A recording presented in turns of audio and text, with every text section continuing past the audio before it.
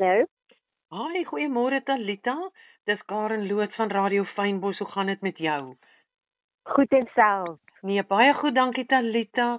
Nou, ek dink voordat ek en jy verder gesels, moet ek daarom net vir ons luisteraars eers inlig waarmee ek en jy vanoggend besig is. So ons luisteraars van Radio Fynbos, vandag skuif ons fokus na 'n baie ernstige kwessie wat ons pragtige land raak. En die stryd teen mensenhandel is dit waaroor ons gesels. Nou, hierdie misdaad floreer in die skaduwees na raming 250 000 slagoffers in Suid-Afrika alleen en dit gaan heeltemal ongemerk verby. So, maar dan is daar mense soos Talita waarmee ons vandag gesels wat dan ook mevrou Suid-Afrika 2025 finalis is wat haar platform gebruik om in hierdie ernstige saak dan ook in die kollig te bring. So Talita, baie dankie dat jy tyd afgestaan het om met ons te gesels vanoggend. Ag, baie dankie vir die geleentheid en goeiemôre aan al jou luisteraars. Ja, wonderlik. Talita, nou, ek dink ons moet by die begin. Hoe is dit dan nou, hoe het jy gekies om dan nou by hierdie saak betrokke te raak, by die stryd teen mensenhandel? En is daar dalk 'n persoonlike koneksie of ervaring wat gemaak het dat jy dan nou jy weet gelei gevoel het om by hierdie saak betrokke te wees? Ja, weet jy, ongelukkig het dit my getref as 'n jong kind. En dit is hoekom hierdie is regtig baie naby aan my hart en dit is persoonlik.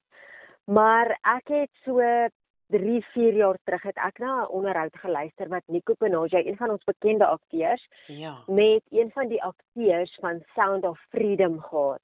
En Sound of Freedom is 'n film wat gaan oor mensenhandel. Sure. En op daai Instagram live het ek toe in die comments gekom en ek het gevra, hoe kan ek betrokke raak by hierdie om 'n verskil te maak? En so het een van die organisasies, Shattering Shackles, na my toe teruggekom en gesê, ons het hulp nodig. En dit is hoe my pad met mensenhandel, die veg daarteen en met Shattering Shackles, die organisasie waarby ek betrokke is.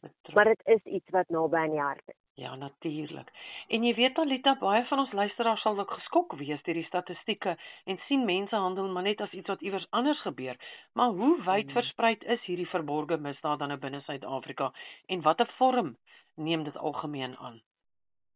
Ja, dit is regtig erg in Suid-Afrika. En soos jy sê, die mense dink altyd dis oor die see en dit is ander lande. Ja. Maar hier in ons land is dit regtig erg. En jy het dit nou genoem, dis 250 000 in ons land alleen. Ja. En een uit 5 meisies en 1 uit 13 seuns word getref. En dit is nou nie net waar hulle in 'n sekere omstandighede geneem word nie. Dit is baie te doen met op sosiale media ook. Ja. Waar hulle geteken word.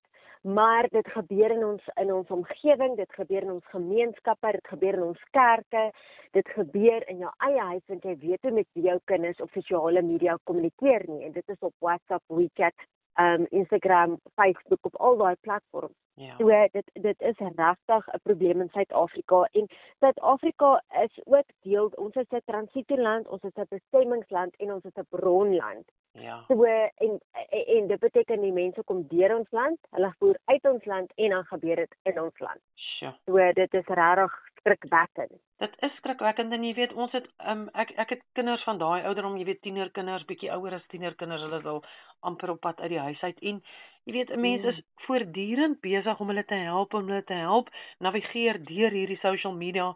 Hoe hanteer 'n ou dit? Wat is reg? Wat is verkeerd? En dit is eintlik dit is so naby aan 'n ou se eie huis, mense besef dit nie. Ja. Dit is so waar. Natalita, vertel vir my van Shattering Shackles. Is dan nou natuurlik die vernoot waarmee jy saamwerk en watter spesifieke kritieke werk doen hulle op jy weet op grondvlak en waarom is fondsinsameling so dringend nodig om hierdie missie dan moontlik te maak? Ja, hulle is regtig op grondvlak. Hulle gaan uit en gaan soek die slagoffers. Hulle gaan red hulle uit hulle omstandighede uit. Maar daardeur het hulle natuurlik, as sodra hulle gered is, het hulle behuising nodig, hulle het kos nodig, hulle het klere nodig, hulle het hulle daaglikse benodighede nodig. En hulle moet ook na terapeute toe gaan, sielkundiges, dokters gaan sien.